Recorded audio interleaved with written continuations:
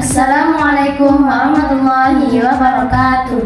Hai teman-teman, kali ini kami dari Kadar Kesehatan Remaja Usuluddin Singkawang akan membahas tentang etika batuk atau bersin yang baik dan benar. Bagaimanakah perasaan kamu jika ada teman yang batuk sembarangan di depan kamu? Apakah ilfil, sebel, atau biasa saja?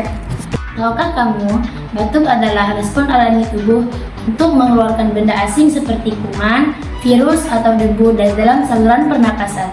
Nah, saat kita batuk atau bersin, terjadilah pelepasan virus dan bakteri yang ada di saluran pernapasan kita, sehingga dapat menularkannya ke orang lain. Oleh karena itu, penting bagi kita untuk menerapkan etika batuk atau bersin agar kita tidak menularkan penyakit kepada orang lain.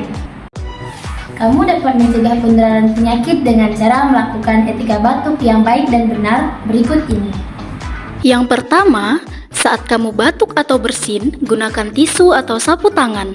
Kedua, jika tidak ada tisu atau sapu tangan, gunakanlah lengan baju bagian dalam. Ketiga, kamu juga bisa menggunakan masker saat batuk atau bersin. Keempat, buanglah tisu dan masker setelah digunakan ke tempat sampah.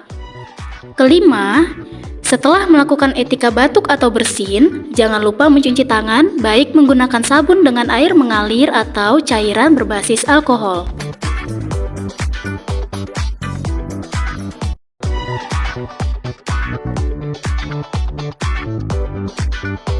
Nah, jangan membuang dahak atau ludah di sembarang tempat ya. Dengan menjalankan etika batuk, kamu dapat ikut membantu mengendalikan infeksi di sekitar kamu. Demikian informasi etika batuk dan bersin, semoga bermanfaat. Wassalamualaikum warahmatullahi wabarakatuh.